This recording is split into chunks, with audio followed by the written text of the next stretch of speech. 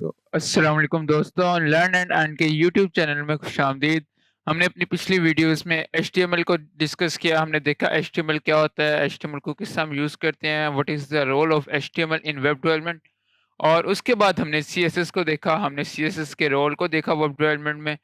तो हमने introductory classes में देखा था कि जो हमारा एचटीएमएल होता है वो हमारी वेबसाइट का स्ट्रक्चर होता है, और जो हमारा सीएसएस होता है वो हमारी वेबसाइट्स का लुक होती है, उसकी अट्रैक्टिवनेस होती है कि वो कैसी दिख रही है, हमारी स्टाइलिंग सारी सीएसएस के थ्रू होती है।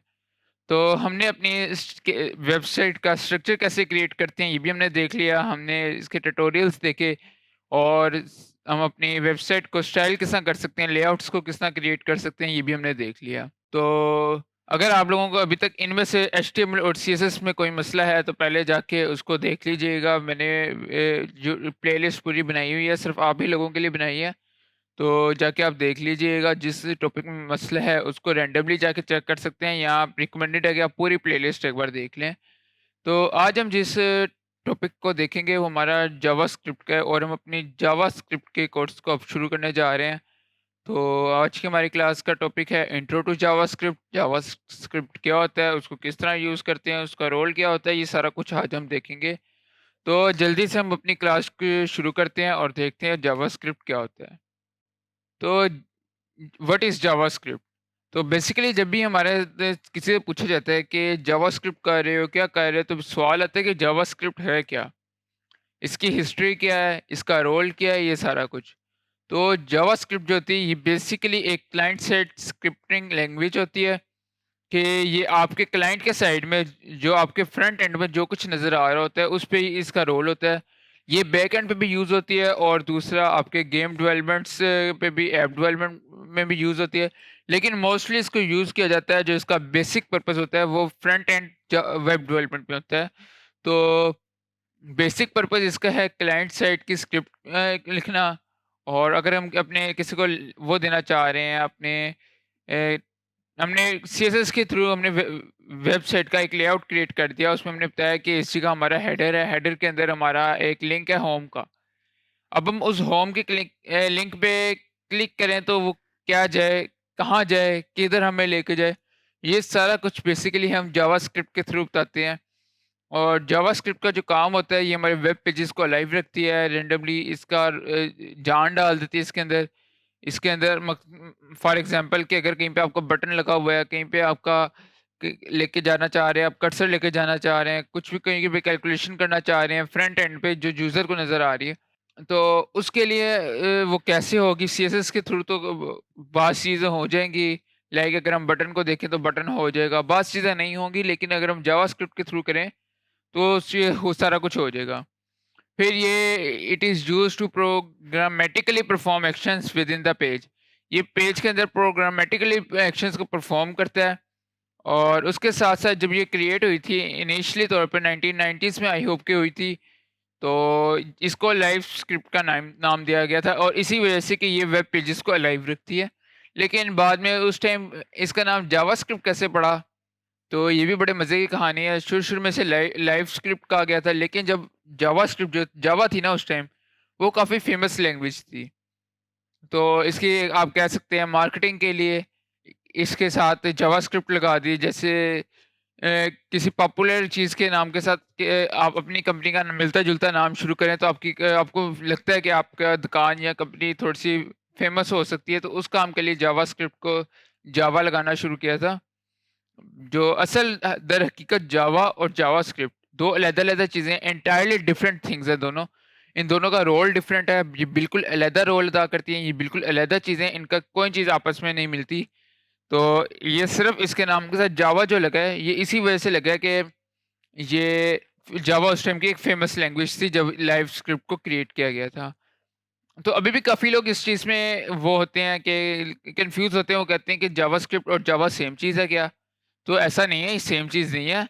तो अब हम देखते हैं कि जावास्क्रिप्ट क्या-क्या कर सकती है, क्या करती है हमारे लिए। तो जो हमारा जावास्क्रिप्ट होती है, ये ना सिर्फ़ हमारे ब्राउज़र पे एग्ज़ीक्यूट होती है, ये हम सर्वर पे भी एग्ज़ीक्यूट होती है। कहने का मतलब ये है कि ना सिर्फ़ आप जावास्क्रिप्ट को यूज़ करते हुए अपने फ्रंट एंड पे काम कर सकते हैं, अपनी फ्रंट फ्रंट एंड्स के लॉजिक्स क्रिएट कर सकते हैं। आप इसको अपने बैकएंड में भी यूज़ कर सकते हैं, बैकएंड्स के भी लॉजिक्स क्रिएट कर सकते हैं। तो we will use JavaScript as a client as well as server side language. Same चीज़ है कि हम अपने जावास्क्रिप्ट को क्लाइंट को जो हमारा फ्रंट एंड नज़र आ रहा है, उसके लिए यूज़ करते हैं, उसके साथ-साथ हम सर्वर में भी इसको यूज़ करते हैं। अब 2 चीज़ें आपको बताओगे, क्लाइंट और सर्वर बेस।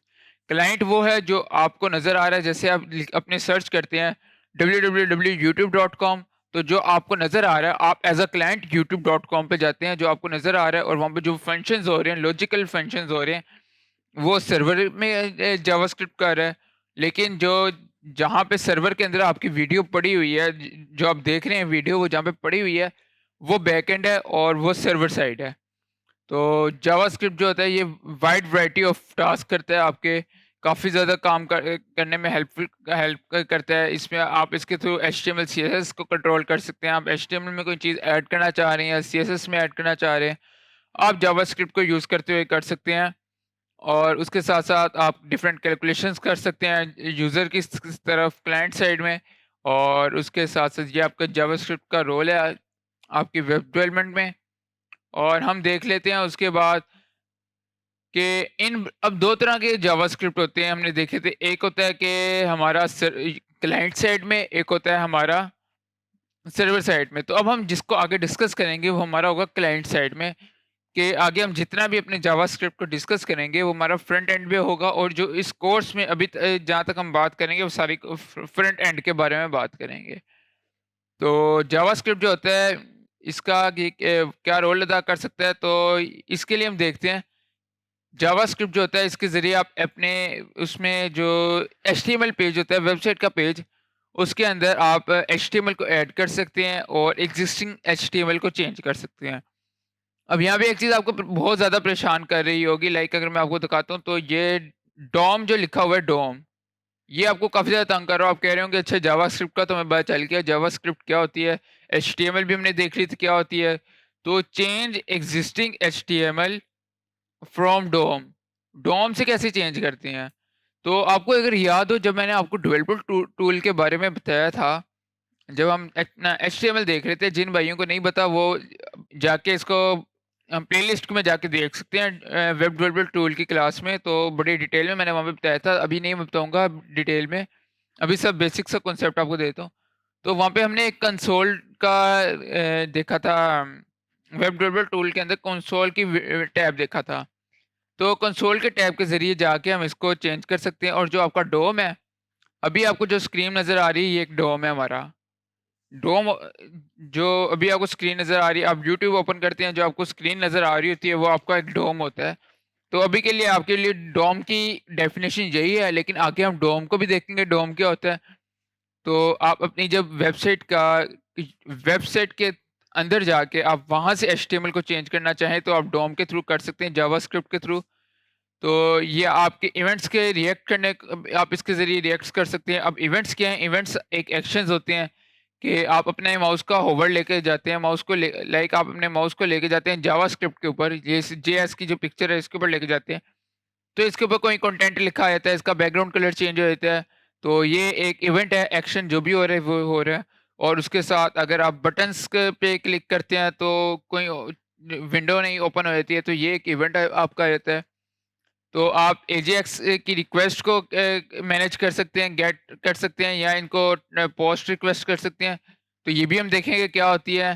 तो एजेएक्स जो होता है आपका, ये बेसिकली होता है कि दो वेबसाइट्स के बीच में से आप कोई डाटा को रिक्वेस्ट करना चाह रहे हैं, तो वो आप एजेएक्स के थ्रू कर सकते हैं। तो जावास्क्रिप्ट के ज़रिए आप कुकीज़ को सेट कर सकते हैं अपनी लोकल स्टोरेज में। अच्छा, लोकल स्टोरेज आपको थोड़ी-सी मिली होती है, जो आपकी क्लाइंट साइड से होती है, वो आपको थोड़ी-सी स्टोरेज दी जाती है। कि जो आपका ऐसे अगर मैं अपने वेबसाइट के सर्वर को ओपन करता हूँ और वहाँ से किसी भी वेबसाइट को ओपन करता हूँ, तो वो आपके ब्राउज़र में थोड़ी-सी स्टोरेज रखती है, जिसके अंदर वो आपकी कुकीज़ को सेट कर रही होती है और गेट करती है वेबसाइट कोई भी। तो जावास्क्रिप्ट के थ्रू आप ये भी कर सकते हैं। और उसके साथ-साथ हम क्या कर सकते हैं, हम देख लेते हैं। अब दूसरी चीज़ें जो हम इन ब्राउज़र जावास्क्रिप्ट में नहीं कर सकते। पहले हमने देखा हम इन ब्राउज़र जावास्क्रिप्ट में क्या-क्या कर सकते हैं, अब हम देखेंगे हम क्या नहीं कर सकते। तो जावास्क्रिप्ट जो होती है, ये आपके कंप्यूटर के हार्ड डिस्क से आपकी परमिशन के बगैर कोई चीज़ रीड एंड राइट नहीं कर सकती। बेसिकली मसला आपका क्या आता है? मसला ये आता है जावास्क्रिप्ट में लिखी तो अगर ब्राउज़र्स आपके इतने अच्छे ब्राउज़र नहीं हैं, तो मैं जावास्क्रिप्ट के ज़रिए मैंने एक छोटा सा एक लाइन का कोड लिखना है जावास्क्रिप्ट में और मैं आपके कंप्यूटर के हार्ड डिस्क के अंदर एंटर होके वहाँ से आपकी पर्सनल फाइल्स देख सकता हूँ। लेकिन आपका जो ब्राउज़र है वो इस काम को रोकता है।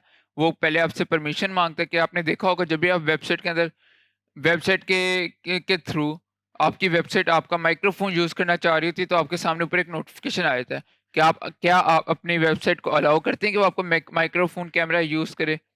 तो इस तरह ये काम आपके ब्राउज़र्स रोकता है, तो अगर ये ब्राउज़र्स ना रोकें तो जावास्क्रिप्ट के थ्रू ये काम भी कर सकते हैं।